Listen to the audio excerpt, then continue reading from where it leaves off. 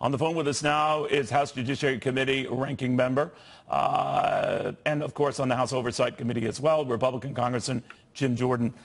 On the Oversight Committee, I apologize. Congressman, very good to have you. What Leah Bonetta is saying is go slow. What do you make of that? Well, I think they understand that the conclusions were pretty definitive. No new indictments, no sealed indictments, no collusion, no obstruction. The Trump White House cooperated completely. They didn't exercise any privileges. So I think they understand that it's pretty clear-cut what the findings were.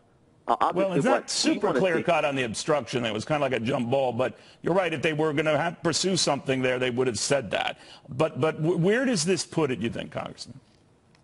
Well, hopefully the Democrats will want to move on and not continue all their investigations. I don't think that's the case, based on the fact that just 2 weeks ago you had the Ways and Means Chairman said he wants 6 years of the president's tax returns. You had the Oversight Chairman say he wants 10 years of the president's business records.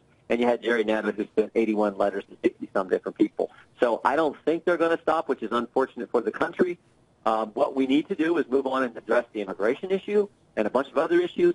And frankly, when it comes to this Russia issue, what we need to do is find out how it started in the first place.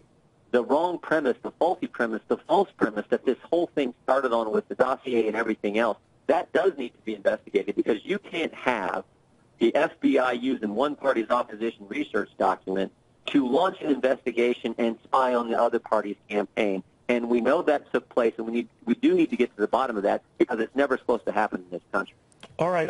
Be that as it may, and I know they're just polls, and it says nowhere read a sentiment right now, but Congressman, there is a poll out of average voters across the country for whom the Mueller thing was a non-event and is not even on the list of top 5 concerns or 10 concerns, 15 or even 20 concerns. Yeah. Immigration, the economy, health care, those dominate this. What do you make of that, and whether there's great peril even for Republicans to pursue their own investigations of an investigation? Well, certainly immigration is probably at the top of the list if I was guessing. It is. And yeah, of course, because it's a crisis on the border, and the American people want us to address that. But Democrats will not work with us to do the two things that have to be done: build the border security wall and change our asylum law. Those two things have to be done to deal with the emergency that is, in fact, on our border today. So I don't think the Democrats are going to work to address those. That's unfortunate. The American people want us to do that. Maybe they'll come around and we can actually address the things that the American people care most about. But I will say this, Neil. As I go about, I was in 2 different states over the past week. I've been across our district. People are tired of this double standard.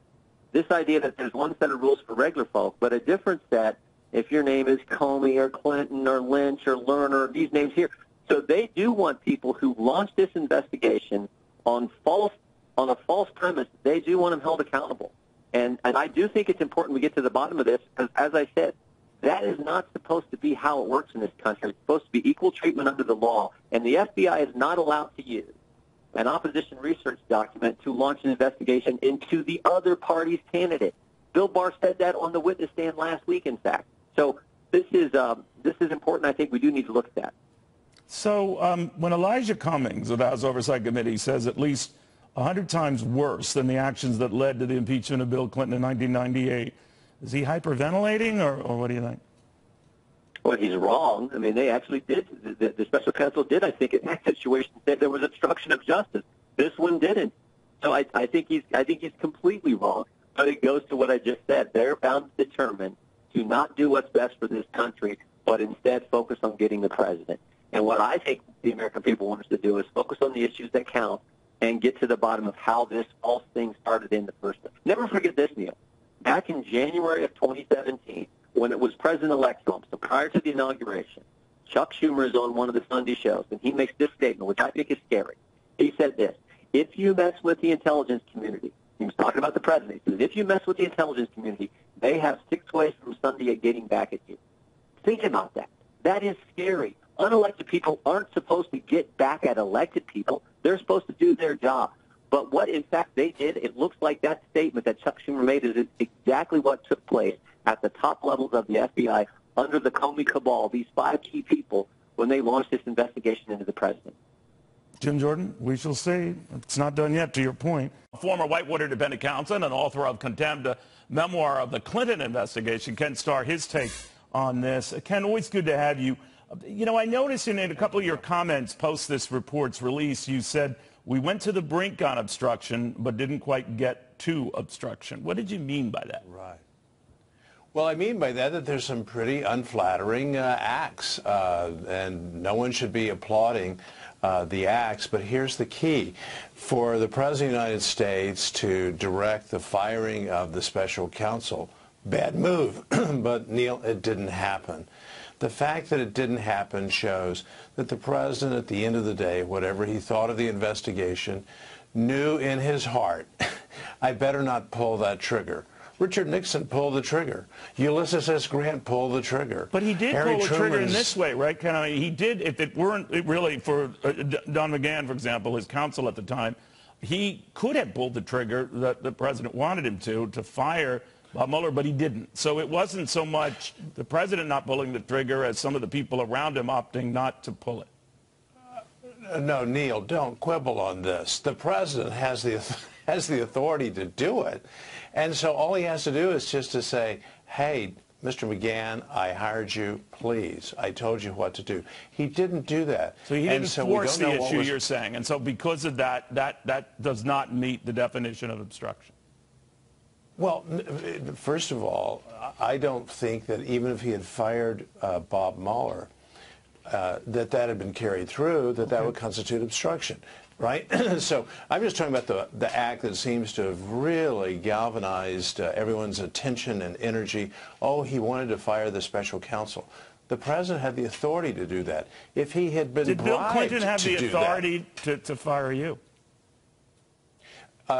Only with good cause under the statute. Gotcha. See, I was appointed, and everybody needs to come back to this, I was appointed under the statute by 3 judges, whereas Bob Mueller, of course, was appointed by the Attorney General. And he's an officer of the Justice Department. That's why he has to comply with all these department policies. You know, John Dean, of course, of Watergate fame, he quibbled with this no obstruction thing, Ken, saying if you endeavor to obstruct, and there is much evidence here of this endeavor, you violated the obstruction statute. Now, I'm not a lawyer. I know you're an extremely good one.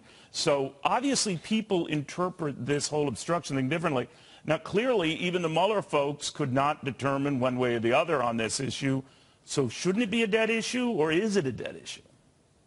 Well, it may not be a dead issue politically, but it should be a dead issue legally. And why is that? And that is because Bill Barr and Rod Rosenstein consulted widely within the Department of Justice. I had the privilege of serving 2 tours of duty there, and so I know what that process was like. Bill Barr's not just sitting around, what do I think? He's consulting with the experts. And with all due respect to Bob Mueller and his staff, they have a very capacious view, obviously, of the obstruction criminal statute. And they're wrong. I respect them, but they're just absolutely wrong under the Supreme Court's very, shall I say, appropriately narrow construction of what constitutes the crime of obstruction.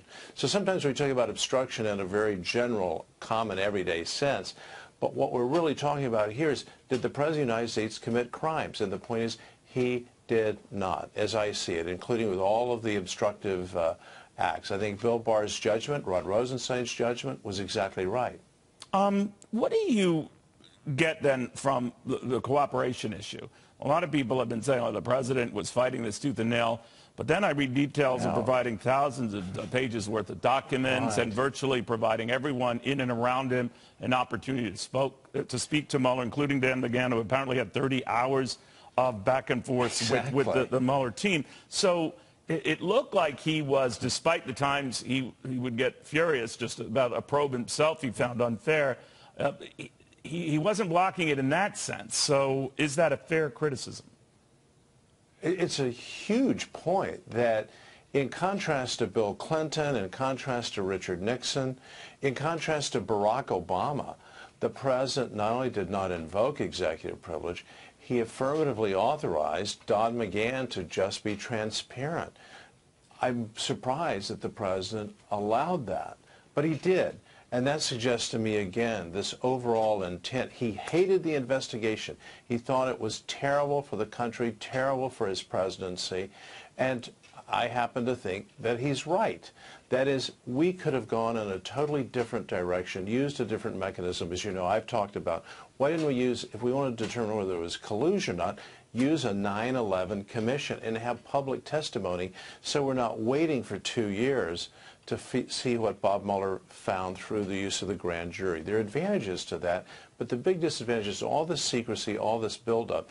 But if the president is going to allow this openness, why didn't we see some of Don McGahn's testimony unfold just as the Senate during the Watergaters said, well, let's hear from John Dean. We all would have been better by that process. That's not to blame Bob Mueller. It's just we too frequently, Neil, say, let's have another special counsel. I say be very cautious, having experienced it in the iteration of an independent counsel. Be careful what you ask for. Yeah, it's usually lawyers asking for it, Ken. No offense to your fine field. All right. I know. I'll leave it at that. Thank you very much, Ken, and coming in on a Saturday. I appreciate it. Good. Ken Starr.